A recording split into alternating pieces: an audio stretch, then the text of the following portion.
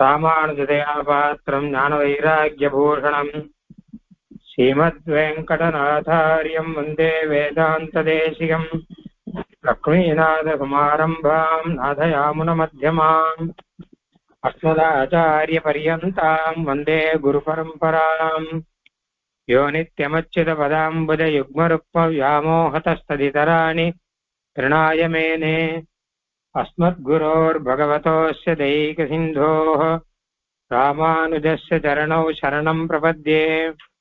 माता पिता युवतयस्तनया विभूतिः सर्वं यदेव नियमेन मदन्वयानाम् आद्यस्य नः कुलपतेर्वकुलाभिरामम् श्रीमत्तदङ्घ्रियुगलं प्रणमामि मूर्ध्ना। भूतं सरश्च महदाह्वय भट्टनाथ श्रीभक्तिदार कुलशेखर योगिवाहान् भक्ताङ्घ्रिरेणुपरकाल यतीन्द्रमिश्रान् श्रीमत्पराङ्कुशमुनिं प्रणतोऽस्मि नित्यम्। கருவிருத்த குழினி தவின் காமக் கடுங்குழி வீழ்ந்து ஒரு விருத்தம் புக்குடல் உருவீர் உயிரின் பொருள்கட்கு ஒரு விருத்தம் புகுதாமல் குறுகையர்கோன் உரைத்த திருவிருத்த தோரடி கற்றீரீர் திருநாட்டகத்தே.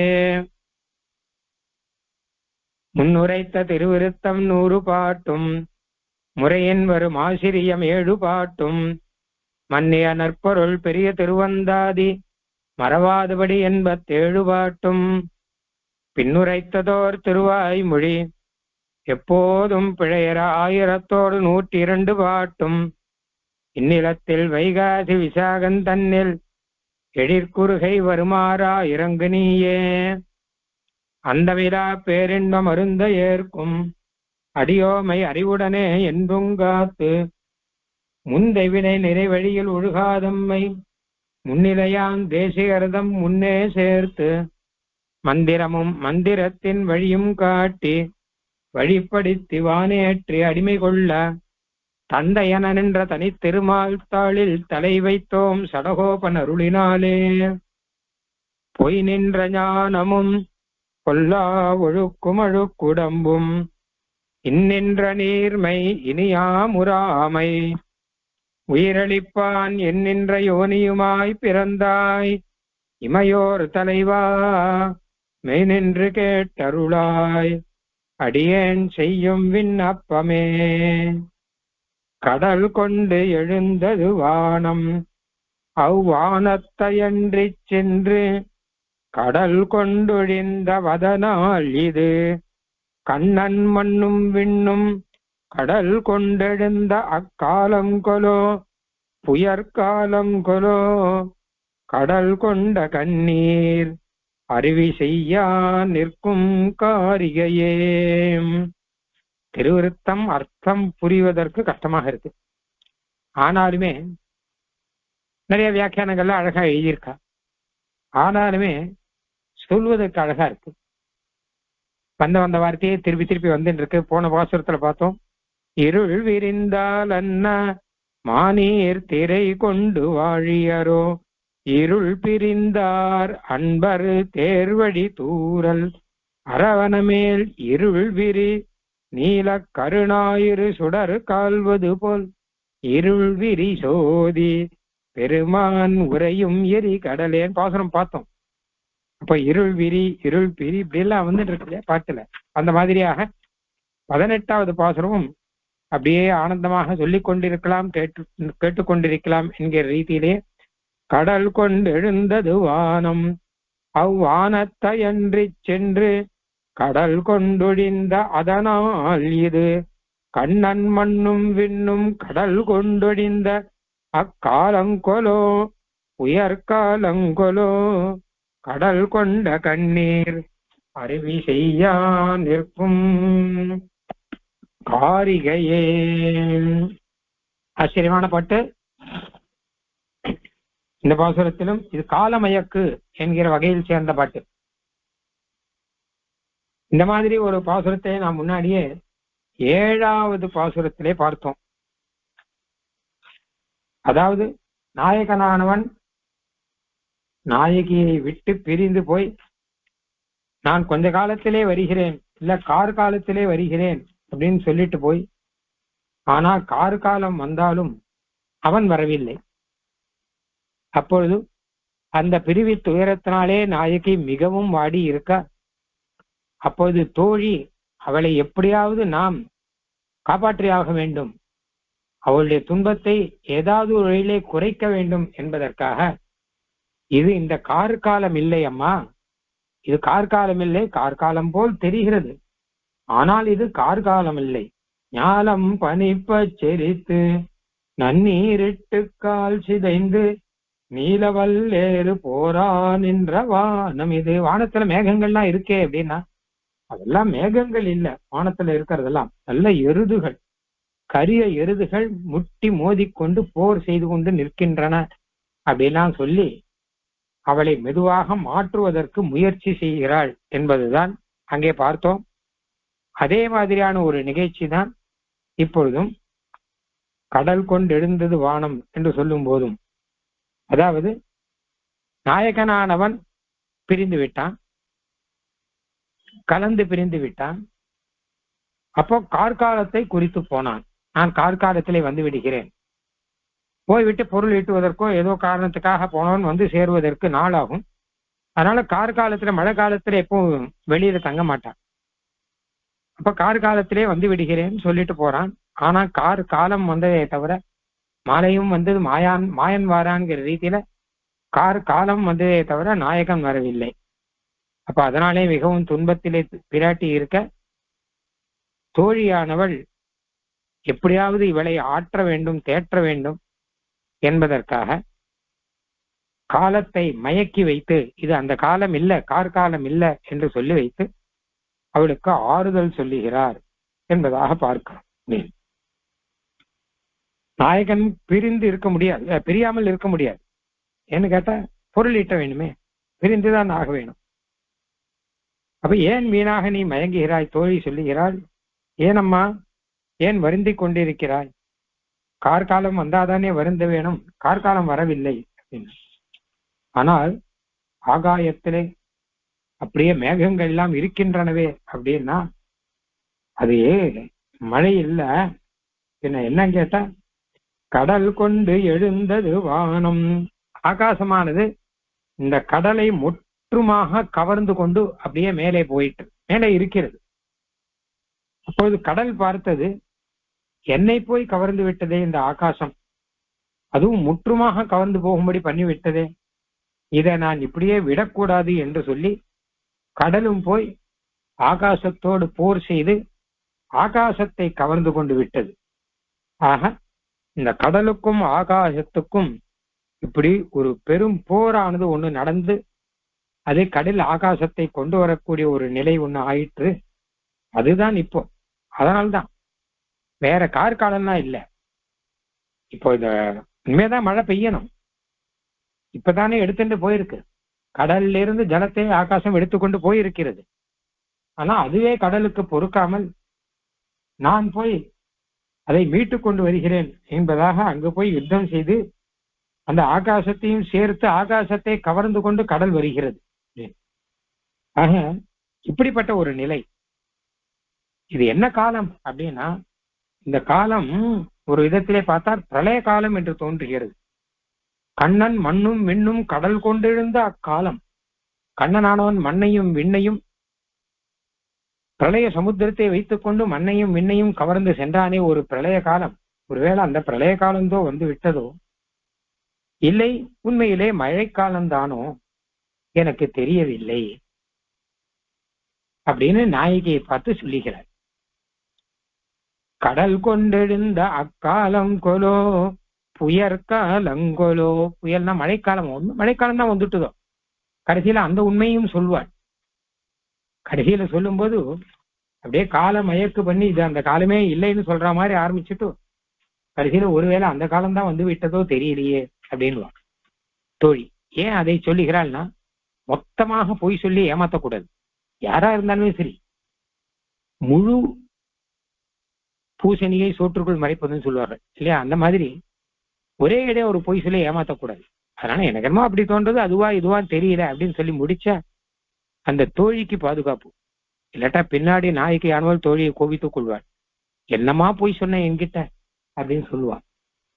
அதனால அந்த 7வது பாட்டுல கூட திருமால் கோலம் சுமந்து பிறந்தார் கொடிமை குளறு தன் பூங்காலங்கொலோ அறியேன் வினையாட்டியேன் கான் என்னவே. இல்ல அந்த கார்காலம் தான் வந்து விட்டதோ தெரியலையே அப்படின்னு முடிக்கிறார் அங்கேயும். அது மாதிரி இங்கேயும் இது ஒருவேளை பிரளய காலமோ, இந்த விண்ணுக்கும் இந்த கடலுக்கும் நடக்கக்கூடிய போட்டியை பார்த்தால் பிரளய காலமோ என்று தோன்றுகிறது. இல்ல ஒருவேளை கார்காலம் தோனோ தெரியவில்லை அப்படின்னு அவளை தேற்றுவது போல் தேற்றி, அதே சமயம் மொத்தமாக பொய்யும் சொல்லக்கூடாதுங்கிறபடினால இப்படியோ அப்படியோன்னு சொல்றா. ஆனால் இப்படி சொன்னால் நாயகியானவன் உடனே உணர்ந்து கொண்டு, ஓ அப்போ மழைக்காலமா இருக்குமோ அப்படின்னு துயரம் அதிகமாயிடுச்சுன்னா என்ன பண்றதுன்னு கேட்டா, அந்த நாயகி அதை ஆராய வேணும் அல்லவா. பிரளய காலமா இல்ல காரு காலமா என்ன என்பது எல்லாம் ஆராய வேணும் அல்லவா. அந்த ஆராய்ந்து முடிவெடுக்கிற காலம் வரையாவது அவள் தேறி இருப்பாள் அல்லவா அப்படின்னு அதையே ஒரு ஆசுவாசப்படுத்துவதற்கு ஒரு ஹேத்துவாக வைத்துக் கொள்ளலாம் அப்படின்னு தோழிக்கு எண்ணமா. கடல் கொண்ட கண்ணீர் அருவி செய்யா நிற்கும் காரிகையே. நாயகியை பார்த்து சொன்னார், கடல் கொண்ட கண்ணீர், உன்னுடைய கண்ணீர் அப்படியே கடலை கொண்டிருக்கிறது.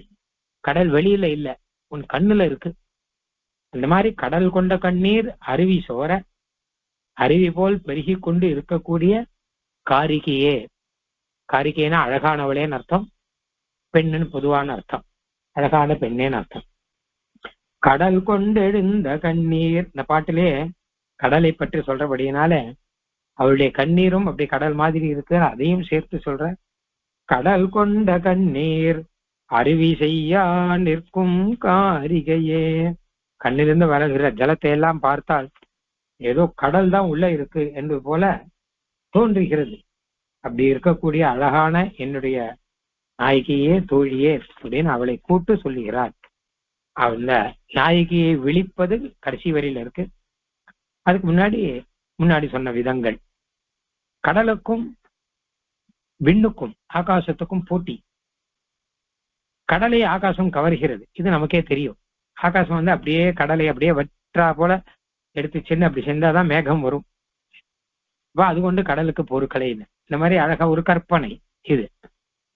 உண்மையில முன்னாடியே நாம பார்த்தோம், இருள் விரிந்தால் அண்ணா மானீர் திரை கொண்டு வாழியர் பார்த்தோம், போன பாட்டிலே பார்த்தோம் இல்லையா. கடல் அப்படின்னாலே அது ஒரு பரந்த இருள் போல பறந்தது. இருட்டு எப்படி பூமி மூக்கும் பரவி இருக்கோ அந்த மாதிரி பறந்து இருக்கக்கூடியது கடல். ஆகாசம் அப்படின்னா அதுவும் பறந்து இருக்கக்கூடியது. ஆகாசத்தை விபுன்னு சொல்றா சில பேர், நெய்யாய்க்கால்லாம். அது இல்லாத இடமே இல்லைன்னு அர்த்தம், எங்கேயும் பரவி இருக்கிறது. அப்போ இது ரெண்டுக்கும் போட்டி சரியா இருக்கும். பொதுவா கடலுக்கு உதாரணமா ஆகாசம் தான் சொல்லலாம், ஆகாசத்துக்கு உதாரணமா கடல் தான் சொல்லலாம், வேற எதுவும் சொல்ல முடியாது. சம்ஸ்கிருதத்துல ஒரு ஸ்லோகம் இருக்கு, ககனம் ககனாகாரம் சாகர சாகரோபமஹா. ஆகாசத்துக்கு உதாரணமா எதை சொல்லலாம்னா ஆகாசம் தான் சொல்ல முடியும். ஆகாசம் எதை போல இருக்குன்னு கேட்டா என்ன சொல்ல முடியும்? ஆகாசம் ஆகாசம் போல இருக்கு. கடல் எது போல இருக்குன்னு கேட்டா என்ன சொல்ல முடியும்? சாகர சாகரோபமஹா, கடல் கடல் போலதான் இருக்கு. அந்த மாதிரி ராம ராவணையோர் யுத்தம் ராம ராவணையோர் இவ, ராமனுக்கும் ராவணனுக்கும் நடக்கிற யுத்தம் வால்மீகி ராமாயணத்துல இந்த ஸ்லோகம் இருக்கு. ராமராவண யுத்தம் எப்படி இருந்ததுன்னு கேட்டா ராமராவண யுத்தம் எப்படி இருந்ததுன்னு சொல்ல முடியாது. ஏன்னா அதுக்கு முன்னாடி இதே போல ஒரு யுத்தம் நடந்தாதானே, இல்ல பின்னாடியாவது நடக்குமா? நடக்காது. இதே போல மகா சூரர்களான மகா தானுஷ்கள் வில்லாளிகளான 2 பேர் எங்கேயாவது பிறக்க போறாளா? கிடையாது. ராமனை போலையும் ஒருத்தர் கிடையாது, ராவணனை போலையும் யாராலையும் வர முடியாது. ஏன்னா பெரிய வில்லாளி, நிறைய வரங்கள்லாம் வாங்கி வச்சவன், 20 கை வச்சிருந்தான். அப்போ ஒரே சமயத்துல குறைஞ்சது 10 அஸ்திரமாவது பிரயோகம் பண்ணக்கூடியவன். அதெல்லாம் பெருமாள் ராமனே அவனை பார்த்து ஆச்சரியப்படுற அப்படின்னு வரும். ராவணனை பார்த்து முதல்ல பெருமாள் வந்து ராவணனை பார்க்கிறார். யுத்தத்துல வராம அதுக்கு முன்னாடி பார்க்கல, அப்பதான் முதல்ல பாக்குற. பார்த்த உடனே அப்படி ஒரு கோபம், அப்படி ஒரு ஆத்திரம். ஏன்னா இவன் தானே இத்தனை பாடு படுத்திருக்கான், பிராட்டியை பிடிச்சு சிறை வச்சிருக்கான். அப்ப இவன் தானே அப்படின்னு கோபம் வரணும் இல்லையோ. ஆனா அது வரல. அவனை பார்த்து ஆச்சரியப்படுறன்னு வரும். என்னவா? ஏன்னா மகம் ரொம்ப கம்பீரியமான, அதாவது கம்பீரமான ஒரு ஆக்கிருதி, ரொம்ப கம்பீரமா இருக்கான். ரொம்ப தேஜஸோட இருக்கான். இவன் இந்திரனை ஜெயிச்சிருப்பான், நம்ப முடியும். சில பேர் பார்த்தா நம்ப முடியாது, சில பேர் பார்த்தா நம்ப முடியும். இவன் தேவர்களை ஜெயிப்பவன், இவன் இந்திரனை ஜெயித்தவன், நம்ப முடியும், ஒண்ணு நம்ப முடியும். அப்படிப்பட்ட ஆக்கிருத்தியோட ராவணன் வரான். அப்போ பெருமாளே பார்த்து அசந்து போற. அதே மாதிரி சுந்தரகாண்டத்துல ஆஞ்சநேயரை பார்த்து அசந்து போற. அஹோ ராட்சசராஜஸ்ய சர்வலட்சண யுக்ததா, ராட்சசராஜன் எப்படி சர்வலட்சணத்தோட இருக்கான், என்ன ஆச்சரியமா இருக்கான், என்ன அழு அப்படின்னு சொல்றான். என்ன கம்பீரம், என்ன கம்பீரம். லங்கையை பார்த்தா அழகா இருக்கு, ராவணனை பார்த்தா ரொம்ப கம்பீர ஆக்கிருத்தியோட இருக்கான். பெருமாளே ஆச்சரியப்படுற அளவு இருக்கு. பெருமாளுக்கு கோபம் வர வேண்டி இருக்கு, அந்த இடத்துலயும் ஆச்சரியம் வருத, பிரமிச்சு நிற்கிறார் அப்படின்னு வரும். விபீஷணன் கிட்ட பேசுறார் அப்படின்னு எல்லாம் வரும். இப்படிப்பட்ட ராவணன் கிட்ட யுத்தம் பண்ணி பெருமாள் அவனை கொல்றாரு இல்லையோ, எதுக்காகன்னு கேட்டான்னா, யத்யதர்மோ ந பலவான் ஸ்யாதயம் ராட்சசேஸ்வரஹ ஸ்யாதயம் சுரலோகஸ்ய சசக்ரஸ்யாபி ரக்ஷிதா. எல்லாம் இருந்து என்ன பிரயோஜனம், அதர்மம்னு ஒண்ணு இருக்கே, பெண்ணை பிடிச்சி சிறையில் வச்சிருக்கான். இந்த அதர்மம்னு ஒண்ணு இல்லாட்டானா இவன் என்ன வேணா பண்ணட்டும் விட்டுருவேங்கிற பெருமாள். இவன் தேவர்களை ஜெயிச்சானா ஜெயிச்சுட்டு போட்டான், என்னப்போ பராக்கிரமம் இருக்கு, ஜெயிக்கிறான். யாருக்கு புஜ பராக்கிரமம் இருக்கோ அவ ஜெயிக்கிறான். தேவர்களை ஜெயிக்கிறானா ஜெயிக்கட்டும், மொத்த லோகத்தையும் ஆள்றானா ஆளட்டும், பரவாயில்ல. ஏன்னா அவனுக்கு அந்த பராக்கிரமம் இருக்கு, அவனுக்கு அந்த தேஜஸ் இருக்கு, ஜெயிக்கட்டும், பரவாயில்ல. எத் அதர்மஹா ந பலவான். ஆனா இதெல்லாம் காட்டிலும் மிஞ்சி நிக்கிறது அதர்மம். இந்த அதர்மம்னு ஒண்ணு இல்லாட்டா இவன் இப்படியே விட்டுடுவேங்க பெருமாள். என்ன வேணா பண்ணட்டும், யார் என்ன சொன்னாலும் விட்டுடுவேன். எப்ப அதர்மம் வந்துருத்தோ அதுக்கப்புறம் இவன் எத்தனை குணம் இருந்தாலும் அவன் ஒழிச்சுடணும். அவன் படிச்சவனா இருந்தாலும் சரி, பண்பானவனா இருந்தாலும் சரி, என்ன இருந்தாலும் அதர்மம்னு ஒண்ணு வந்து வச்சுக்கோங்க, பிடிச்சு ஜெயில தான் போடணும் இல்லையா. ரொம்ப ரொம்ப படிச்சவன், ரொம்ப ரொம்ப பெரிய பதவியில இருக்கவன், ரொம்ப ரொம்ப நல்லவன், ஆனால் ஒரு பெண்ணு கிட்ட போய் ஏமாத்தினான் அப்படின்னா உடனே பிடிச்சு உள்ள போட்டுடுறான். இந்த காலத்துல தெரிஞ்சுன்னா போறோம், உடனே பெண்ணை வந்து அவன் மோசம் செய்தவன் அப்படின்னா அவன் பிடிச்சு ஜெயில போட்டுடுறான். இன்னைக்கு இருக்குது, ராமாயணம் வந்து எத்தனை காலம் ஆச்சு, ஆனா இன்னைக்கும் அதுதான் நடந்துட்டு இருக்கு. ஏன்னா பெண்களிடம் மோசம் செய்தவன் யாரா இருந்தாலும் அவனுக்கு என்ன குணம் இருந்தாலும், என்ன பட்டம், என்ன பதவி, என்ன படிப்பு, என்ன பணம், எது இருந்தாலும் சரி, அவன் பெண்களிடம் மோசம் செய்தா உடனே இந்த போஸ்கோ சட்டம்னு ஏதோ ஒண்ணு சொல்றான், அது வழியாக அவனை பிடிச்சு உள்ள போட்டுரும். அதான் பெருமாள் அன்னைக்கே சொல்ற, அதர்மம்னு ஒண்ணு இல்லைன்னா இருந்துட்டு போட்டோன்னு விட்டுருவேன், ஆனால் பெண்ணை பிடிச்சு வச்சிருக்கான் இல்லையா அப்படிங்கிற. அப்போ எதுக்கு சொல்ற, ராவணன் அத்தனை உயர்ந்தவன் அப்படின்னு பொதுவாக, அதர்மத்தினாலும் உயர்ந்தவன், ஆக்கிருத்தினாலும் உயர்ந்தவன். ஏன்னா ராவணன் போல அதர்மம் யாருமே பண்ணதில்லை. யாராவது பிராட்டியை பிரிச்சு தன் சிறையில வச்சிருக்காளா, எந்த அசுரனாவது பண்ணியிருக்கானா, மகாமோசமானவன். சரி, அப்படி ராம ராவணையோர் யுத்தம், இவா ரெண்டு பேருக்கு யுத்தம் நடந்தா எப்படி இருக்கும், அது ககனம் ககனாகாரம் சாகர சாகரோபமஹா. அந்த மாதிரி ராமராவணையோர் யுத்தம் எப்படி இருந்ததுன்னா, அந்த ஸ்லோகத்திலிருந்து வச்சு பார்த்தா, ஆகாசத்துக்கு ஆகாசம் தான் ஈடு, சமுத்திரத்துக்கு சமுத்திரம் தான் ஈடு அப்படின்னு சொல்ற மாதிரி, ராமராவணர்களுக்கு ராமராவணர் தான் ஈடுன்னு சொல்ற மாதிரி ஆகும்போது, அப்போ ராமராவண யுத்தம் எப்படி இருந்ததுன்னா, ஆகாசத்துக்கும் சமுத்திரத்துக்கும் யுத்தம் நடந்தா எப்படியோ அப்படி இருந்தது அப்படின்னு அர்த்தம் வேணா வச்சுக்கலாம். ஆகாசத்துக்கும் சமுத்திரத்துக்கும் யுத்தம் நடக்குமான்னா அதுதான் இந்த பாசுரத்துல வருது. இல்லாத சொல்லியாவது தேற்றணுங்கிறதுக்காக சொல்ற, இந்த ரெண்டுக்கும் யுத்தம் நடக்கிறதா அப்படின்னு. கடல் கொண்டு எழுந்தது வானம், வானமானது கடல் கொண்டு எழுந்தது, கடலை அப்படியே நான் வட்டடித்து கொண்டு நான் போகிறேன் அப்படின்னு கடல் தண்ணி எல்லாம், கடல்ல இருக்கக்கூடிய ஜலத்தை எல்லாம் எடுத்துக்கொண்டு அது போகிறது, ஆகாசம் போறது, கடலை அப்படியே மொத்தமாக கவர்ந்து கொண்டு போகிறது அப்படின்னு அர்த்தம். அவ்வானத்தை அன்றி சென்று கடல் கொண்டொழிந்த அதனால் இது, ஆனா கடல் என்ன பண்ணிட்டுன்னு கேட்டா, வானத்தை சென்று அந்த வானத்துக்கு போச்சு, போய் கொண்டு ஒழிந்து அந்த கடலை அந்த வானத்தை எடுத்து கொண்டு வரணும்னு வானத்தை எடுத்துன்னு வரதான் அபகரிச்சுட்டு வருது. அன்றி, அன்றினா ஆனால்னு அர்த்தம். அன்றிங்கிறத முதல்ல வச்சுக்கிறோம். அன்றி ஆனால், அதாவது வானமானது கடல் கொண்டு எழுந்தது, இது நிறைய பேருக்கு தெரியும். ஆனால் கடல் அதோட நிக்கல, வானத்தை சென்று ஆகாசத்தை கிட்ட போய் கடல் கொண்டொழிந்த, கடலை போய் கவர்ந்து கொண்டு வந்துவிட்ட, அதனால் வந்துவிட்டபடியால் இது இந்த நிலை உண்டாயிற்று. இந்த நிலை கார்காலம்னால இல்லவா, கடலுக்கும் இந்த விண்ணுக்கும் இருக்கக்கூடிய ஒரு யுத்தம் போல. கடல் விரைவு இல்லாமல் போய் நான் போய் ஆகாசத்தை கவர்ந்து கொண்டு விழுகிறேன் அப்படின்னு போயின்னு இருக்கு. அதனால்தான் பாக்குறதுக்கு இப்படி தெரியுது.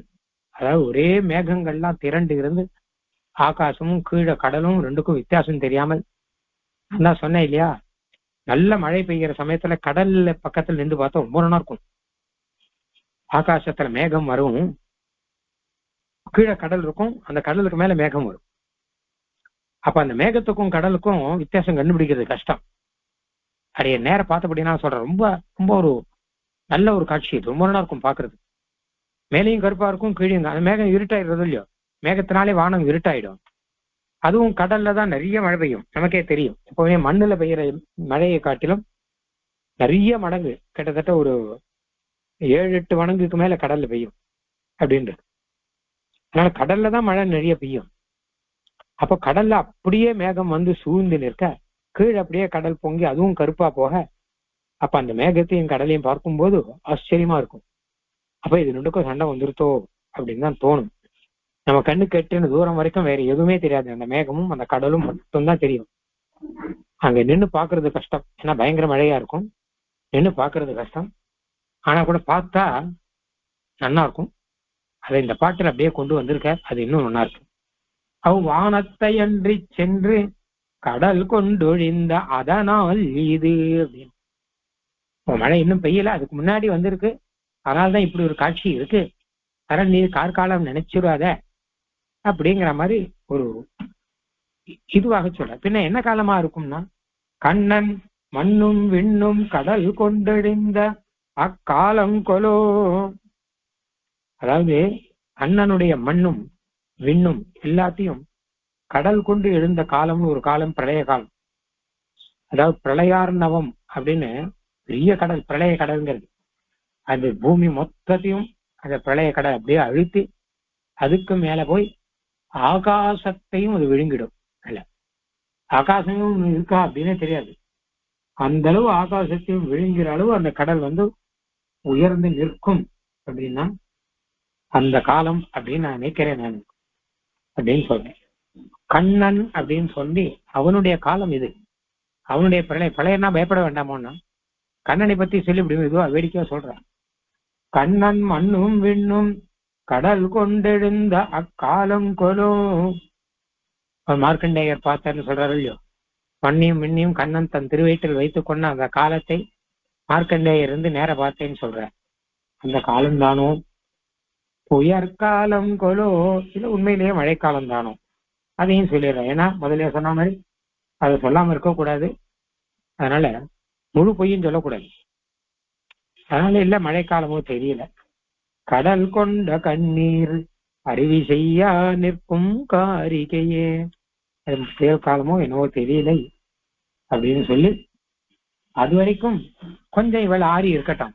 அப்படி இருக்குமா இப்படி இருக்குமா இவளும் தான் யோசிக்கட்டும், யோசிச்சு அது வரைக்கும் ஆறி இருக்கட்டும்.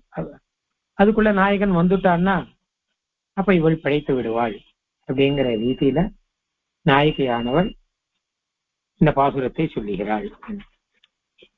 கடல் கொண்டு எழுந்தது வானம் அவ்வானத்தை அன்றி சென்று கடல் கொண்டொழிந்த அதனால் இது கண்ணன் மண்ணும் விண்ணும் கடல் கொண்டெழுந்த அக்காலங்கொலோ புயற்காலங்கொலோ கடல் கொண்ட கண்ணீர் அருவி செய்யா நிற்கும் காரிகையே. கடல் கொண்ட கண்ணீர், கண் அப்படி இருக்குன்னு பார்த்தோம். அன்றின்னு ஒரு பதம் நிறைய நடுவில் இருக்கு. அன்றினா ஆனால் அப்படின்னு ஒரு அர்த்தம். ஆகாசம்தான் கடலை எடுத்துக்கொண்டது, கவர்ந்து சென்றது. ஆனால் கடல் விடவில்லை, தானும் போய் ஆகாசத்தை எடுத்துக்கிறேன்னு போச்சுன்னு அர்த்தம். அன்றிங்கிறதுக்கு இன்னொரு அர்த்தம் எழுதியிருக்கா, கோபம் கொண்டு அப்படின்னு அர்த்தம். அன்றுதல் அப்படின்னா கோபித்துக் கொள்ளுதல் அர்த்தம். சரியா? அப்போ அன்றினா கோபத்தோட, கடலும் கோபத்தோடு விடாமல் வானத்தோடு பொருதி நிற்கிறது, சண்டை போட்டு நிற்கிறது அப்படின்னு அர்த்தம். இந்த பாசுரத்துக்கு உள் அர்த்தம் என்ன அப்படின்னு கேட்டா, பகவான் நமக்காக வருகிறேன்னு சொன்னா வருவான், நம்மை அழைத்து போக வருகிறேன் அப்படின்னா கட்டாயம் வருவான். அந்த வருகிற காலம் வரை நாம் காத்து கொண்டிருக்க வேணும். அதுக்கு நடுவுல சம்சார தாபங்கள்லாம் ஏதாவது இருந்தா இருக்கும், அதை பத்தி கவலைப்படக்கூடாது. அப்போ நடுவுல இருக்கக்கூடிய காலம் பகவத் அனுபவபரமான ஒரு காலம், பகவானை அனுபவித்துக் கொண்டிருக்க வேணும். அந்த சமயத்துல போய் வேற ஏதாவதுல நாம் ஈடுபட்டு கொண்டிருக்க கூடாது. ஏன்னு கேட்டானா, பெருமாள் வரானோ இல்லையோ தெரியல, நாம அப்புறம் பார்த்துக்கலாம் அப்படின்னு விடக்கூடாது. இல்ல, கட்டாயம் உரிய காலத்திலே பெருமாள் வருவான். இப்ப வரலையே அப்படின்னா இப்ப அந்த காலம் இல்லை, இது வேற ஏதோ காலம் போல இருக்கு. பகவான் நம்மை கூட்டிக் கொள்ளக்கூடிய காலம் இது இல்லை, இது வேற ஏதோ காலம். பகவான் நம்மை இப்போது இந்த நிலையிலே வைத்து வேடிக்கை பார்க்கக்கூடிய காலம் இது அப்படின்னு அதை நினைத்து ஆறி இருக்க வேணும் அப்படின்னு ஆழ்வார் சொல்லுகிறார். சில சமயம் ரொம்ப கஷ்டமா இருக்கும். சம்சார தாபம்னு மட்டும் அல்லாமல் பகவானை அடைய வேணும் அப்படிங்கிற வேட்கை ஆழ்வாருக்கு, நம்மாழ்வாருக்கு இருந்தது. ஒரு பக்கம் சம்சார தாபம், இன்னொன்னு சம்சார தாபங்கிறது பெரிய அளவுல ஆழ்வாருக்கு இருக்க முடியாது. ஏன்னா சம்சாரத்துல இருந்தாலும் யோகியா இருக்கார், கிருஷ்ண தரிசனத்தோட இருக்கார். ஆனா கூட பகவான் இன்னும் கூட்டிக் கொள்ளவில்லையே, பிரகிருதி மண்டலத்தில் தானே இருக்கும் அப்படின்னு இருக்கும்போது உரிய காலத்திலே நாயகன் வந்து விடுவான். அது வரைக்கும் இந்த காலம் வந்து விட்டதோ இன்னும் வரலையே என்பதாக கோபித்துக் கொள்ள வேண்டாம். வருகிற காலத்திலே அவன் கட்டாயம் வருவான். அவன் வரலைன்னா இப்ப அந்த காலம் வரல அப்படின்னு அர்த்தம்.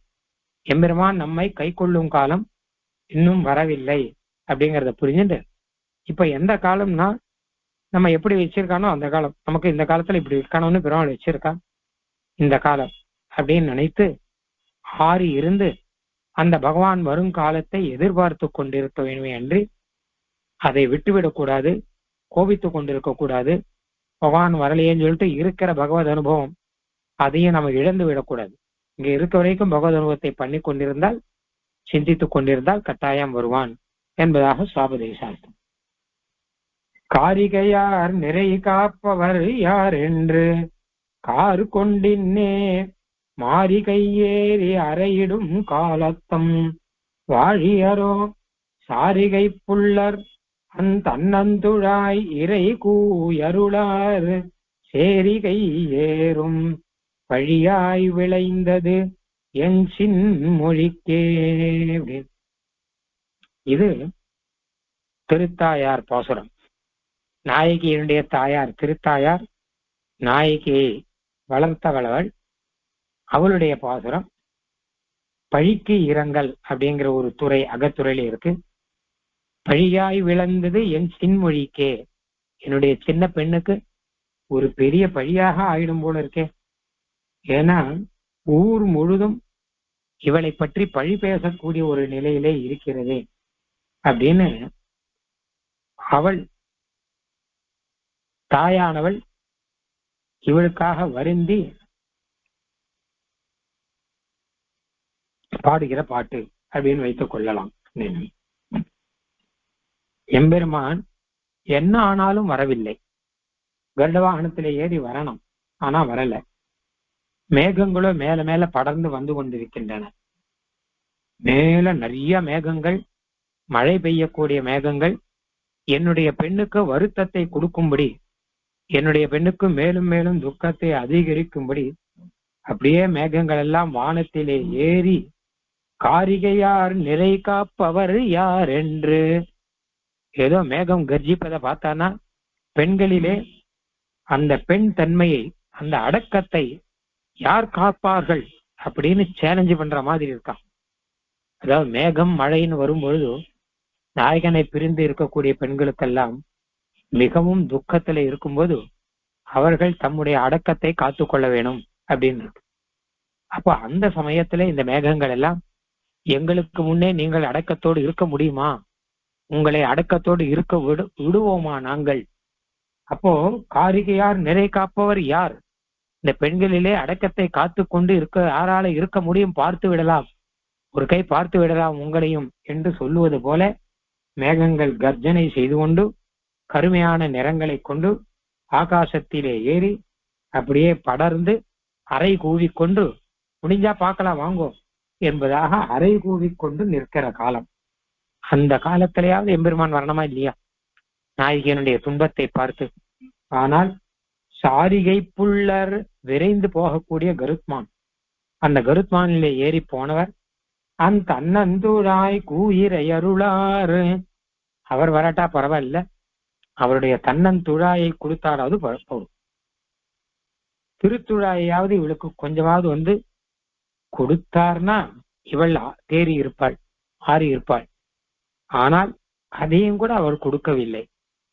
அப்போ ரொம்ப வருத்தத்துல இருக்கக்கூடிய இவள் என்னுடைய மகள், இவள் பார்த்து இந்த ஊரெல்லாம் சேரிகை ஏறும் பழி, இந்த ஊர் முழுதும் இவளை பற்றிய பழி பரவும்படி ஆகிவிட்டதே. வாழியரோ, வாழின்னு சொல்றா, இந்த துக்கங்கள் எல்லாம் நீங்கி என் பெண் நன்றாக இருக்க வேண்டுமே என்பதாக தாயார் சொல்லக்கூடிய ஒரு பாசுரம். காரிகையார் நிறை காப்பவர் யார் என்று கார் கொண்டு இன்னே மாறி கையேறி அறையிடும் காலத்தும் வாழியரோ சாரிகை புள்ளர் அந்தன்னுழாய் இறை கூயருளாறு சேரிகை ஏறும் பழியாய் விளைந்தது என் சின்மொழிக்கே. தாயாருடைய வருத்தம் தாயாருக்கு தான் தெரியும். என்ன இருந்தாலுமே பெண்ணை பற்றியோ பிள்ளையை பற்றியோ தாயாருடைய கஷ்டம் அப்படிங்கிறது அவளுக்கு தான் தெரியும். அச்சவர்லாம் அப்படியான்னு கேட்டு இருப்பார், அவ்வளவுதான் இல்லையா? அப்போ இந்த காலத்துல, இந்த காலத்துல கூட நாயகன் வராம இருந்தானா என் பெண் என்ன பாடுபடுவார்? அவள் அப்ப என்ன செய்யறான்னு கேட்டானா, நாயகனை நினைத்தே புலம்பிக் கொண்டிருப்பதும் வெறித்து பார்த்து கொண்டிருப்பதும், இதெல்லாம் பார்த்தான்னா ஊராரெல்லாம் பழி பேசுவார்கள். என்ன பழி பேசுவார்கள்னா பலவிதமா பழி பேசுவார்கள். ஒண்ணு இவளை பற்றி பழி பேசுவார்கள், இது பைத்தியம் போல இருக்கு அப்படின்னுவார். இல்ல அவனை பற்றி பழி பேசுவார்கள், என்ன நாயகனாம் இவன், இந்த நாயகியோடு வரேன்னு சொல்லிட்டு போனவன் வரணுமா வேண்டாமா? அப்படி வர வேண்டிய சமயத்திலையும் வராம இருக்கக்கூடிய ஒரு நாயகனா அவன் அப்படின்னு நாயகனை தூற்றுவார்கள். அப்படி இல்லாட்டா நாயகியை தூற்றுவார்கள், அப்படி இல்லாட்டா தாயாரை தூற்றுவார்கள். என்ன பெண்ணை என்ன வளர்த்திருக்கா, கொஞ்சம் கூட அடக்கமே இல்லாமல் இந்த மாதிரி புலம்பி கொண்டிருக்கிறது, பைத்தியம் பிடிச்ச மாதிரி இருக்கு. அது ஒரு அடக்க ஒடுக்கம் வேணாமா? 4 பேர்கிட்ட தன் பாவங்களை தெரியாமல் வைத்துக்க தெரிய வேணாமா ஒரு பெண்ணுனா? இது அப்படி இல்லாம என்ன வளர்த்திருக்கா அப்படின்னு தாயாரை தூற்றுவார்கள். லோகம் யாரை எப்படி தூற்றலாம் தான் காத்துட்டு இருக்கும். அப்போ அந்த மாதிரி நிலைக்கு ஆகிவிட்டாலே இந்த நிலையெல்லாம் மாறி நாயகன் வர அவனுக்கும் பெருமை சேர, இவளுக்கும் துன்பம் தீர, எனக்கும் அதனாலே ஒரு துஷ்டங்கள் துக்கங்கள் எல்லாம் தீர வாழி, துன்பம் நீங்கி வாழ்ந்திடுவேணும் அப்படின்னு அர்த்தம். காரிகையார் நிறை காப்பவர் யார் என்று இந்த மாதிரி காலத்தை, மழை காலத்தை சொல்லும் போது மேகங்கள் எல்லாம் மேல இருக்கும்போது மேகத்தினுடைய கர்ஜனையை பார்த்தா இப்படி இருக்கான். காரிகையார் நிறை காப்பவர் யார் அப்படின்னு, யார் இந்த பெண்களிலே யார் தான் அடக்கத்தை காத்து கொண்டு வல்லவர்கள்? உங்களால முடியுமானால் என்னோட மற்ற காலத்துல பெண்கள் தம்முடைய அடக்கத்தை காத்து கொண்டிருக்கலாம், ஆனா மழைக்காலத்திலே உங்களால முடியுமா அப்படின்னு உங்களுடைய குணங்களை, அச்சம் மடம் நாணம் பயிர்ப்பு எல்லாம் சொல்றோங்க இல்லையோ, அந்த குணங்களை எல்லாம் பாதுகாத்து கொள்ள முடியுமா? ஏன்னா அந்த சமயத்திலே இவர்கள் ஒரு விதமான பதற்றத்திலே இருப்பார்களானபடினாலே மேகம் அப்படியே மேகம் இடி கர்ஜிப்பதை பார்த்தா இந்த மாதிரி அரை கூவல் விடுகிற மாதிரி இருக்கான் அப்படின்னு. காரிகையார் நிறை காத்தல், நிறை அப்படின்னா என்ன கேட்டான்னா அடக்கம். அடக்கம்னா என்ன கேட்டான்னா கை கால்லாம் அடக்க ஒடுங்கி இருக்கிறது இல்லை, மனசிலே அடக்கம். மனசுல அடக்கம்னா மனசுல உள்ள இருக்கக்கூடிய பாவம் வெளியில தெரியாமல் அதை உள்ள அடக்கி வைத்துக் கொள்ளுதல். இது பெண்களுக்கு உரிய ஒரு குணம். உள்ள மனசுல என்ன பாவம் இருக்குங்கிறது வெளியில தெரியாமல் உள்ளுக்குள்ள வச்சுப்பா. ஆண்களுக்கும் இருந்தா நல்லதுதான், பெண்களுக்கு குறிப்பாக இருக்கும். அப்போ அந்த அடக்கத்தை அவர்கள பத்திரம் காப்பாத்திக்கணும். என்னதான் மனசுல ஆசை இருந்தாலும் அந்த வெளியில காண்பித்துக் கொள்ள மாட்டார்கள், கோபம் இருந்தாலும் வெளியில காண்பித்துக் கொள்ள மாட்டார்கள், இப்படி உண்டு. அப்போ அது முடியாத நிலையாம் இந்த கார்காலத்திலே அப்படின்னு. அப்போ காரிகையார் நிறை காப்பவர் யார் என்று. சரி, கார் கொண்டு இன்னே மாரிகை ஏறி அறையிடும் காலத்தும். கார் கொண்டு கருமை நிறம் கொண்டு இன்னே இப்படியாக மாறி மேகங்கள் கை ஏறி அப்படின்னா ஒரு வரிசையாக ஏறின்னு அர்த்தம். அறையிடும் காலத்தும் அறை குவிகிற காலம். மேகங்கள்லாம் வானத்துல பார்த்தா தெரியும், நமக்கு வரிசையா போகும். மேகங்கள்லாம் ஒண்ணு முன்னாடி ஒன்னா போயின்னு இருக்கும். அப்படி மேல அணிவகுத்து கீழேந்து அப்படியே மேல போயின்னு இருக்கான். இது காரு கொண்டு கருப்பு நிறத்தை கொண்டு, ரொம்ப கருப்பாக, ஏன்னா நிறைய ஜலத்தை ஏற்றுக்கொண்டிருக்கிறது, நல்ல மழை பெய்ய போறது, அதனால நல்ல கருநிறம் கொண்டு அப்படியே மாறி கையேறி மேகங்கள் எல்லாம் மேலே ஏறி அப்படின்னு. காரு கொண்டு என்ன, கார் கொண்டுங்கிறதுக்கு கருப்பு நிறம் கொண்டுன்னு ஒரு அர்த்தம். இன்னொரு அர்த்தம் கார் கொண்டு அப்படின்னா கோபம் கொண்டு அப்படின்னு ஒரு அர்த்தம் வச்சுக்கலாம். அதனால கோபத்தோடு கூட போயின்னு இருக்கான் அப்படின்னு. காரு கொண்டு என்ன மாறி கை ஏறி அறையிடும், அது அறையிடுகிறதுன்னா கூவலிடுகிறது. யாரு? காரிகையார் நிறை காப்பவர் யார்? இது கூட ரெண்டு விதமா அண்மையும் சொல்லலாம், அர்த்தம் ஒண்ணுதான். காரிகையார்னா பெண்களிலே நிறை காப்பவர் யார் அப்படின்னு. அடக்கத்தை யார் காப்பன்னு ஒரு அர்த்தம். இன்னொரு அர்த்தம் காரிகையார்னு கூப்பிடுற பெண்களே நிறை காப்பவர் யார்னா உம்முடைய அடக்கத்தை காப்பவர் யார் அப்படின்னு. அதாவது பெண்களுக்கு அடக்கம் இருக்கும். அத பொதுவாக இளம் வயது பெண்கள் இருக்கான்னு வச்சுக்கோங்க, அவளுக்கு அடக்கத்தை காப்பாற்ற வேண்டியது அவ அப்பா அம்மா, இல்ல அவ தோழிகள், அவளுக்கு வேண்டியவர்கள் அவாதான். ஏன்னா இள வயசுல நல்லது கெட்டது தெரியாது பெண்களுக்கு. அடக்கம்னா என்னன்னு கேட்கறா இந்த காலத்துல. இந்த மாதிரியான இப்ப பேசணுமோ இல்லையோ, இந்த அடக்கத்தை சொன்னா அவ்வளவுதான், நம்ம அடக்கி விடுவா. ஏன்னா நான் எதுக்கு மனசுல இருக்கிறத வெளியில தெரிஞ்சுக்காம இருக்கணும், வெளியில சொல்லாம இருக்கணும், நான் எதுக்கு வெளிப்படுத்தாமல் இருக்க வேணும், என்ன அப்படி ஒரு அடக்கம் எனக்கு எதற்கு அப்படின்லாம் கேள்வி வரும். அப்போ ஆனா முன்காலத்துல எப்படின்னு கேட்டான்னா, பொதுவாக ஒரு யௌவன சுபாவத்தினாலே அவர்கள் அடக்கத்தை மீறி செயல்படலன்னு ஆரம்பிச்சா கூட தாயாரோ தந்தையாரோ கூட பிறந்தவர்களோ தோழியரோ இல்ல அவர்களுக்கு பாடம் சொல்லி கொடுக்கக்கூடிய குரு முதலானவர்களோ ஏதாவது ஒண்ணு சொல்லி அவருடைய அடக்கத்தை காப்பாற்றுவார்கள் இல்லவா? அப்போ அதைத்தான் அந்த மேகம் கூவல்றதான். பெண்களே உங்களுடைய அடக்கத்தை யாரால் காப்பாற்ற முடியும் நான் பாக்குறேன். ஏன்னு கேட்டான்னா அவ என்னதான் சொன்னாலும் அதையும் மீறி இவர்கள் செயல்படுமாறு அந்த காலம் இருக்கான். எப்படியா இருந்தாலும் நாயகனை பிரிந்து இருக்க முடியாது, நீங்க என்னதான் சொன்னாலும் சரி அப்படின்னு அவர்களுக்கு மனசிலே அப்படி ஒரு பாவத்தை உண்டாக்கும்படியாக இந்த காலம் இருக்கிறது. அதனால இவர்கள் தங்கள் அடக்கத்தை தாமாக அடக்க முடியாதுன்னு மாத்திரம் இல்லை, மற்றவரெல்லாம் வந்தா கூட இவருடைய அடக்கத்தை காப்பாற்ற முடியாது, இவர்கள் மீறி வெளியே வந்து விடுவார்கள் அப்படின்னு அந்த அளவு இவர்களுக்கு ஏக்கத்தையும் தாபத்தையும் கொடுக்கக்கூடிய காலம் அப்படின்னு அர்த்தம். காரிகையார் நிறை காப்பவர் யார் என்று காரு கொண்டின்னே மாறி கையேறி அறையிடும் காலத்தும். காலத்திலும், இந்த காலத்திலும் கூட வரலையே. சாரிகை புள்ளர் அந்தன்னுழாய் இறை கூயருளார். சாரிகை புள்ளர், சாரிகைனா வேகமான நடை, வேகமான நடையை உடைய கருத்மான், அந்த கருத்மானிலே போகக்கூடியவர். இங்க கருத்மான சொல்றார், கருத்மான்ல போனார் அப்படின்னு, கருடன் ஏறி போனார் அவர். ஏன் இதை சொன்னார்னா எந்த வேகத்துல போனாரோ அந்த வேகத்துல வர முடியும், அவர் வரலையே தவிர கருத்மான் கிட்ட கருத்மானே போகணும், நாயிகா இருக்கக்கூடிய இடத்துக்கு போகணும்னு பெருமாள் சொன்னார்னா அடுத்த க்ஷணம் இவர் கொண்டு வந்து விட்டுருவார் கருத்மான். அதிவேகமாச்சே. அப்ப கொண்டு வந்து விடமாட்டாரோ? அவரால் முடியாதோ? பகவத ஸ்வராயே நமகான்னு சொல்ற. கஜேந்திரனுக்கு கஜேந்திர மோட்சத்துல பெருமாள் வந்த வேகம்தான் அதிவேகமா. அந்த வேகத்துல பெருமாள் அங்க கொண்டு வந்ததே கருத்மான் தான். அப்போ அந்த மாதிரி ஆதி மூலமே கத்திர போது சீவை குண்டத்திலேருந்து அடுத்த க்ஷணத்துல இங்க கொண்டு வந்து விட்டவர் கருத்மான். அப்படின்னா அவரால் முடியாதா? அப்படிப்பட்ட சாரிகை புள்ளர் மேலே, சாரிகை புள்ளர் என்ன பெருமாள், புல்னா அந்த கருத்மான், அதை உடையவர் பெருமாள், அதை வாகனமாக உடையவர் இந்த நாயக்கன் அப்படின்னு.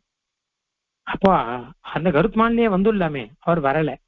இல்ல கருத்மான் கிட்டே துழாய திருத்துழாயாவது கொடுத்து அனுப்பலாமே, நான் வர்ற வரைக்கும் இந்த திருத்துழாயை வைத்துக் கொள்ள சொல் அப்படின்னு சொல்லி அதை கொடுத்தா கூட ஓரளவு ஆறி இருப்பாளே. ஆனா அதையும் கொடுத்து விடலை. சாரிகை புள்ளர், சாரிகைனா அழகான நடை, வேகமான நடை, வட்டமான நடை, அழகான நடை. இந்த நடை சாரிகைன்னு சொன்னா ஸ்ரீரங்கத்துல பார்க்கலாம். ஸ்ரீரங்கத்துல நம்பெருமாள் புறப்பாட்டுல சாரிகை சாரிகை சாரி சாரி சாரிகைன்னு சொல்லுவா அவ. சாரிகை சாரிகை அப்படின்வா. சில இடத்துல எச்சரிக்கை எல்லாம் சொல்ற இல்லையோ, அந்த மாதிரி சரிகை அப்படிங்கிறது தான் முக்கியம் அங்க, எச்சரிக்கை இல்லை. சாரிகை அப்படின்னா அப்படிப்பட்ட ஒரு வேகமான ஒரு வட்டமான ஒரு நடை அது அப்படின்னு. அந்த கருத்மானுக்கு இருக்கு, நம்பெருமாளுக்கு இருக்கு. அந்த நடையோட கருத்மான் வந்து பெருமாளை கொண்டு வந்து விடணும், இல்ல திருத்துழாயாவது கொண்டு வந்து தரணும், பெருமாள் கொடுத்து அனுப்பணும்.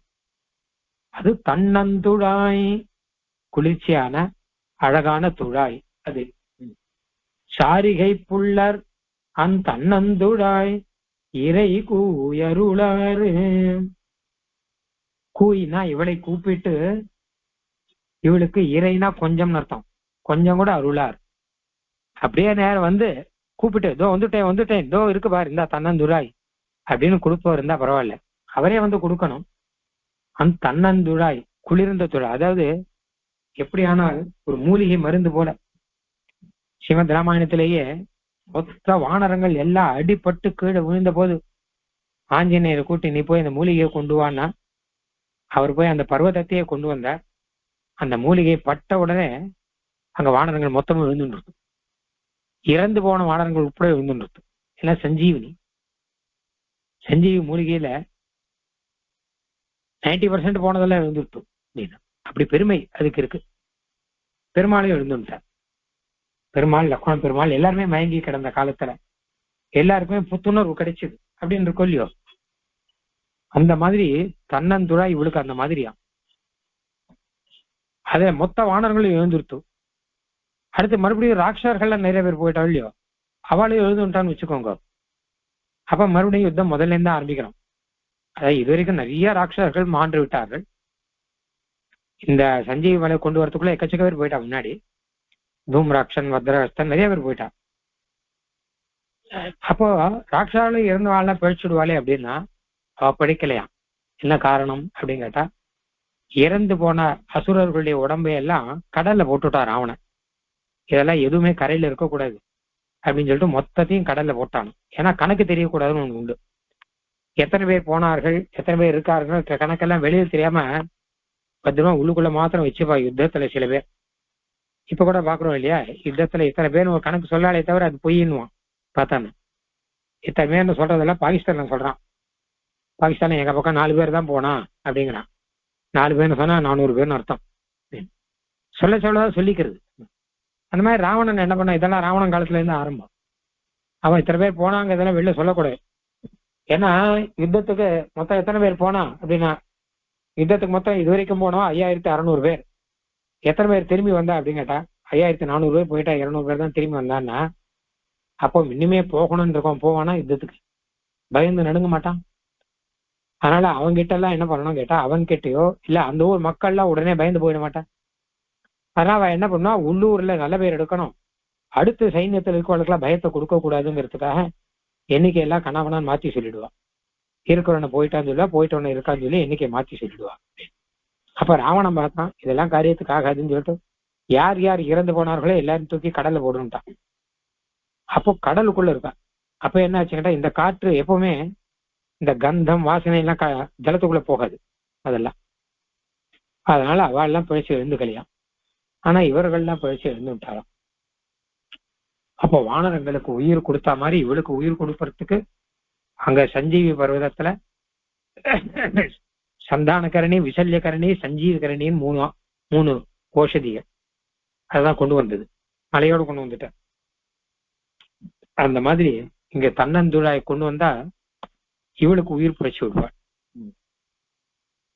வாழியரோ சாரிகை புள்ளர் தன்னந்துழாய் இறை கூயருளாறு. இவளை கூப்பிட்டு அதை கொடுத்தா போருமே. சேரிகை ஏறும் பழியாய் விளைந்தது. சேரினா ஊர்னு அர்த்தம். கையேறும் அப்படின்னா பரவி கொண்டு இருக்கிறது. கையேறின்னு முன்னாடியே வந்தது இந்த பாட்டிலேயே. கார் கொண்டு இன்னே மாறி கையேறி வேகமாக போயின்னு அர்த்தம். இந்த மாதிரி பழியானது வேகமா ஊருக்குள்ள போயின்னு இருக்கு. ஏன்னா ஒருத்தர் பழி சொல்ல ஆரம்பிச்சா போறோம், அது அதிவேகமா பரவிடும், நமக்கே தெரியும். சேரி கையேறும் பழியாய் விளைந்தது. ஊர் முழுக்க வேகமா பரவக்கூடிய ஒரு பழியில போய் முடிஞ்சது என் பெண்ணுக்கு. நான் என்ன செய்வேன்? சேரி கையேறும் பழியாய் விளைந்தது என் சின்மொழிக்கே. என்னுடைய சின்மொழி அப்படின்னா சின்ன மொழி பேசுறவன் அர்த்தம். சரியா பேச தெரியாத பெண் பாவம். கம்பீரமா பேசுறதோ அதெல்லாம் தெரியாது. இன்னும் கூட ஒரு முக்த பாவத்துல, அதாவது இளம் பருவத்துல இருக்கிறபடினால பேச்செல்லாமே எல்லே இளங்கிளியே அப்படின்னு சொல்ற மாதிரி இளம் பேச்சாக இருக்கான். அதனால சின்மொழி அப்படின்னு சொல்ற.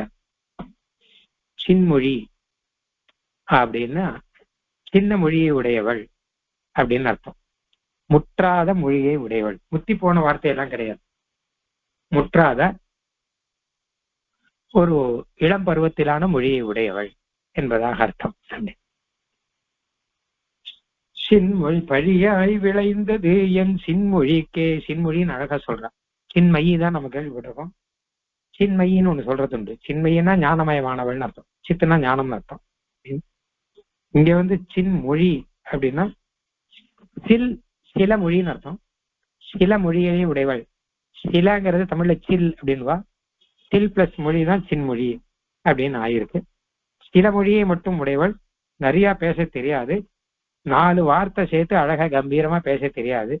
உடனே தயக்கம் எல்லாம் வந்து பெரியவாழ்கிட்ட 4 பேர்கிட்ட எப்படி பேசுறதுன்னு தெரியாமல் பேச்சு வராமல் நிற்கக்கூடியவள் அப்படின்னா இதுவும் ஒரு குணம் அப்படின்னு வைத்துக் கொள்ளலாம். அப்படி இருக்கக்கூடியவள் அவளுக்கு இப்படி ஒரு பெரும் பழியாக விளைந்ததே அப்படின்னு. ஏன்னா ஊராருக்கெல்லாம் ஊரவர் கவ்வை எருவிட்டுங்கிற மாதிரி அவர்களுக்கு கவ்வை இந்த பழிச்சொல் சொல்வதே கல்வினையேன் ஊரார் உகப்பதே ஆயினேன் வரும். இப்படி நாய்க்கு அங்கேயும் பரகால நாய்க்கு சொல்ற, நான் இப்படி இருக்கிற நிலையை பார்த்து ஊரார் எல்லாருக்கும் சந்தோஷமாயிடுது. என்ன சந்தோஷமாயிடுச்சுன்னா பேசுறதுக்கு வார்த்தை கிடைச்சது. இந்த பண்ணி இப்படி இருக்காளேன்னு ஒருத்தர் பேசிட்டு இருக்கு. ஒரு தெருவுல ஒரு ஊர்ல ஒரு சம்பவம் நடந்ததுன்னா உடனே அதுவே பேச்சு விஷயமா இருந்தா அப்ப பேசுறதே பொழுதுபோக்கா இருக்கும். அவளுக்கு ரொம்ப பிடிக்கும். இல்லாட்டா என்ன பேசுறதுன்னு தெரியாம விளையாடின்னு இருப்பா. அப்ப ஏதாவது ஒம்பு பேசுவதே பொழுதுபோக்கா இருக்கவளுக்கு இப்படி ஏதாவது ஒரு விஷயம் கிடைச்சதுன்னா ஆகான்னு அழகா ஒம்பு பேசிட்டு இருப்பா இல்லையா? அந்த மாதிரி ஊரார் உகப்பதே ஆயினேன். அம்பு பேசுறவர்களுக்கு என்ன ரொம்ப பிடிச்சு போச்சு. தினமும் என்னை வந்து பார்த்து இன்னைக்கு என்ன பேசிட்டு இருக்கு இந்த பொண்ணு, இன்னைக்கு என்ன பிதட்டு இருக்குன்னு ஏதாவது இதையே சொல்லிட்டு இருப்பா. அந்த மாதிரி என் நிலைமை ஆகிவிட்டதுன்னு சொல்றாருங்க. அதே மாதிரி என் சின்மொழிக்கு சின்ன பெண்ணுக்கு பாவம் அதிகமா பேச தெரியாத இந்த பெண்ணுக்கு இப்படி ஒரு பழியாக வந்து விட்டதே அப்படின்னு சொல்லு.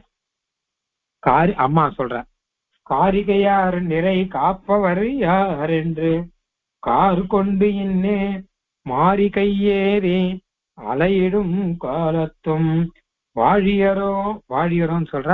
வாழின்னா இந்த துன்பங்கள்லாம் நீங்கி நல்ல காலம் வரட்டும் அப்படிங்கிற அர்த்தத்துல.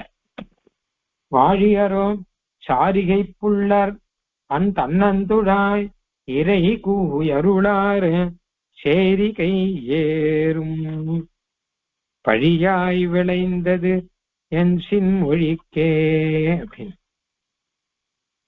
காரிகையார் சாபதேசம் பார்க்கும்போது எம்பெருமான் எப்பொழுது கூட்டுக் கொள்வான் அப்படிங்கிறதுக்காக எம்பெருமானுடைய வரவை எதிர்பார்த்து கொண்டிருப்பவர்கள் பாகவதர்கள், குறிப்பாக ஆழ்வார் முதலானவர்கள் எல்லாம்.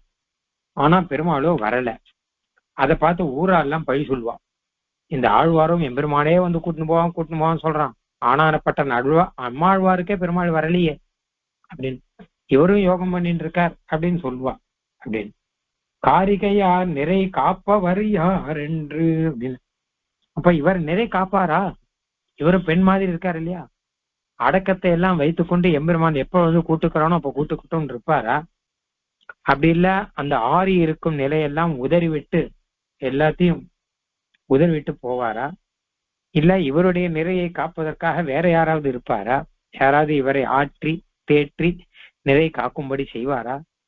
ஏன்னா ஆழ்வாருடைய நிலையை பார்த்தான்னா, ஒரு நாள் காண வாராயே அப்படிங்கிறார் ஆழ்வார். கூவிக்கொள்ளும் காலம் குறுகாதோங்கிறார். இப்படிதான் சொல்றத பார்த்தான்னா இப்ப இவரை நிறை காக்க வைக்க முடியுமா அப்படின்னு தெரியல. கார் கொண்டு இன்னே மாறி கையேறி அறையிடும் காலத்தும்.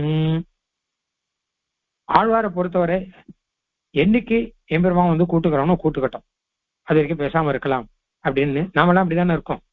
எப்படியும் ஒரு நாள் கூட்டுக்க போறான், அத்தியஸ்வோவா அப்படி இன்னைக்கோ நாளைக்கோ என்னைக்கோ கூட்டுக்கு வரைக்கும் பார்த்துக்கலாம்னு இருக்கோமோ இல்லையோ? அப்படி இருக்க முடியலையா ஆழ்வாரால? ஏன்னு கேட்டா எம்பெருமான் தன் சுரூப விபூதிகளை எல்லாம் காட்டி காட்டி காட்டி ஆழ்வாருக்கு இன்னும் துக்கத்தை அனுபவிக்கிறான். எப்படியானா மாரி காலத்திலே மேகங்கள் எல்லாம் கூடி கூடி நாயகிக்கு துக்கத்தை அதிகப்படுத்துகின்றனவோ அந்த மாதிரி எம்பெருமான் தன்னுடைய திவ்ய தேசத்துல இருக்கக்கூடிய திருமேனியும் ஸ்ரீவைகுண்டத்துல இருக்கக்கூடிய நிலையும் திருப்பார்க்கடல் நிலையும் ஆழ்வாருக்கு பலவிதமாக சேவை சாதிக்க சாதிக்க அப்ப ஆழ்வாருக்கு மழை பெய்கிற மாதிரி ஆகச்ச அப்போ எம்பெருமான் கூவிக்கொள்ளும் காலம் குறுகாதோ அப்படின்னு ஆழ்வாருக்கு ஒரு துறை, ஐயோ இன்னும் வரலையே எம்பெருமான் வரலையே அப்படின்னு துறையையும் தாபத்தையும் அதிகப்படுத்தும்படி இருக்கு. சாரிகை புள்ளார் தன்னந்துழாய் இறை கூயருளாறு. அழகான கருட வாகனத்துல இருக்கக்கூடியவர் எம்பெருமான் நேரம் கூட்டுக்க வேணாமோ? ஆழ்வார் அதை தானே சொல்ற. கருட வாகன பெருமானை தானே பாடுறாரு இங்கேயே திருவருத்தத்திலேயே. முதல் பாசுரங்கள்லாம் அதை தானே பார்த்தோம் அப்படின்னு. ஆனா அவர் வரல. இன்னொரு அர்த்தம் என்ன கேட்டா, சாரிகை புல் கருடன் அப்படின்னா வேதம். இந்த அர்த்தம் முதல்ல நாம பார்த்தோம். கருட வாகன பெருமாள்னா வேத பிரமாணக்கர்னு அர்த்தம், வேதத்தை பிரமாணமாக உடையவர். ஆழ்வார் அந்த வேதத்தை தான் பிரமாணமா வச்சிருக்க. எம்பெருமான் என்ன ஆனாலும் கூட்டிக் கொள்வான். ஏன்னா வேதத்துல சொல்லியிருக்கு, பக்தர்களை எல்லாம் எம்பெருமான் கூட்டிக் கொள்வான் அப்படின்னும் திருப்பி அனுப்ப மாட்டான் அப்படின்னும் இதெல்லாம் வேதத்துல தானே சொல்லியிருக்கு. முக்தினும் முக்திக்கு உபாயம் அப்படின்னு எல்லாம் வேதத்துல தானே சொல்லியிருக்கு. அதனால வேதத்தை நம்பின்னு இருக்கிற ஆழ்வார் அந்த வேதத்துல சொல்லி இருக்கிறபடினாலே எம்பெருமான் கட்டாயம் கூட்டிக் கொள்வான் நம்பின்னு இருக்காரு இல்லையா? ஆனால் எம்பெருமான் இவரை அழைத்து இவருக்கு ஒரு சிறு வார்த்தையோ இல்ல தன்னந்துழாயோ ஏதோ ஒண்ணு சொல்லலையே. இறை கூயருளார். அதுவும் இல்லாம வாழியரோ சாரிகை புள்ளர் தன்னந்துழாய் இறை கூயருளார். கூயின்னு ஒரு பதம் இருக்கு, கூவின்னு அர்த்தம். கூட்டு சொல்ல வேண்டாமா? அப்ப எம்பெருமான் கூட்டு சொன்னா அவனுடைய குரலோசையாவது கேட்டு தரித்து இருக்கலாம் இல்லையா? திருத்துழாய் கொடுத்தா திருத்துழாயை கொண்டு தரித்து இருக்கலாம். வாயாலே சொன்னால் அப்ப வாயிலே எம்பெருமான் இந்த வார்த்தை சொன்னான் அப்படின்னு தெரிஞ்சா அதை வைத்தாவது தரித்து கொண்டிருக்கலாம். ஆனா அதெல்லாம் பண்ணலையே அப்படின்னு. என் சின் மொழிக்கே அப்போ சேரிகை ஏதும் பழியாய் விளைந்தது என் சின் மொழிக்கே. கடைசியில ஒரு பழி ஆயிடுச்சு. ஆழ்வாரை பத்தி புரியாத வாழலாம் அவெல்லாம் ஒரு பழி சொல்ற. என்ன ஆழ்வார் பிறந்தாங்க எல்லாம் பாடினார், என்ன பாடினார், இவர் என்ன பிராமணரா இப்படி எல்லாம் சொல்ற. மற்ற பேர்கள்லாம் அவைஷ்ணவர்கள்லாம் வைஷ்ணவர்கள்லாம் கூட ஆழ்வார்கிட்ட ஒரு இருக்கிற ஈடுபாட்டினால எம்பெருமான் இப்படி ஆழ்வாரை இப்படி பலாகாடு படுத்தினானே, கங்குலும் பகலும்ல எப்படி கதறுகிறார் ஆழ்வார். அப்போ நோற்ற நோன்பில எப்படி கதறுகிறார், அவரை போய் இப்படி கதறும்படி எம்பெருமான் வைத்து விட்டானே அப்படின்னு இவர்களுக்கே கஷ்டமா இருக்கு. அப்போ பழியாய் விளைந்தது என் சின்மொழிக்கே. ஆழ்வார் தான் சின்மொழி, சின்ன மொழியை உடையவர். ஏன்னா வேதம் மொத்தத்தையும் சுருக்கமாக திருவாய்மொழியிலே அருளினவர். சில வார்த்தைகளிலே வேதத்தினுடைய பரமசாரத்தை கொடுக்கக்கூடியவர். இனிமையான மொழியை உடையவர். அதனால அவர்தான் சின்மொழி. அவருக்கு எம்பெருமான் கூட்டிக் கொள்ளாமல் இப்படி தன்னுடைய திருமேனி உருவை காட்டி, மேகம் போன்ற திருமேனி உருவை காட்டுகிறானே, இவர் அடக்கம் காத்து கொண்டிருக்கிறாரே, இதை பார்த்து பார்த்து திருவாய்மொழியை சேவிக்கும் போதெல்லாம் இந்த பாவங்கள் தோன்ற தோன்ற பக்தர்கள் பரவசமாகி நிற்கிறார்கள். என்ன ஆகுமோ அப்படின்னு இந்த திருத்தாயார் நிலையிலே, ஆழ்வாரை போய் பெருமாள் இப்படி படுத்தலாமா அப்படின்னு திருத்தாயார் நிலையிலே பக்தர்கள் பரவசப்பட்டு கொண்டிருக்கிறார்கள் அப்படிங்கிறது சுவாபதேசம். சின்மொழி நோயோ பெருங்கழி பெரும் தெய்வம் அப்படிங்கிற பாசுரம் அடுத்த வாரம். ஆழ்வாரும் பெருமானார் தேசிகன் திருவடிகளே சரணம்.